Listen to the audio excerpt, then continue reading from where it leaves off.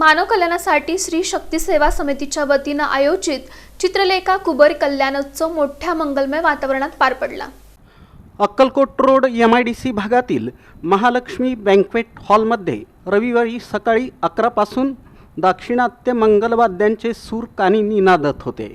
मंडपात श्री चित्रलेखा कुबेर स्वामी यांची मूर्ती विराजमान होती। कमळ, गुलाब, जाईजुई, मोगरा, काकडाच्या फुलांनी फळांनी सजावट करण्यात आली। यावेळी मांदियाळी जमली होती। सोहळ्यात यजमान 500हून अधिक भाविकांची मानकऱ्यांचा सहभाग होता।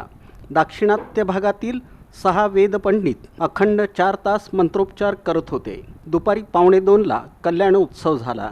देवाचा विवाह याची देही याची डोळा पाहिल्याचा आनंद भक्तांच्या चेहऱ्यावर दिसत होता।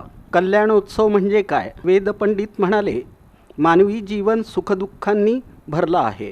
देवाचा विवाह सोहळा म्हणजे त्या नगरात उपस्थित भाविकांना मांगल्य आनंद देणारा क्षण। जीवाचं कल्याण म्हणजेच मंगल, सुखसमृद्धीचा लाभ। यानंतर 1 तास कुबेर स्वामींचा पट्टाभिषेक सोहळा झाला। श्री शक्ती सेवा समिती सोलापूर, शक्तीपीठ तिरुपती यांच्या वतीनं गेल्या 3 दिवसांपासून श्री लक्ष्मी सुवर्ण कुबेर महोत्सव पार पडला। कल्याणोत्सवानं सोहळ्याचा समारोप झाला। सोलापुरात आणि महाराष्ट्रात पहिल्यांदाच पीठातर्फे चित्रलेखा कुबेर कल्याण महोत्सव झाला।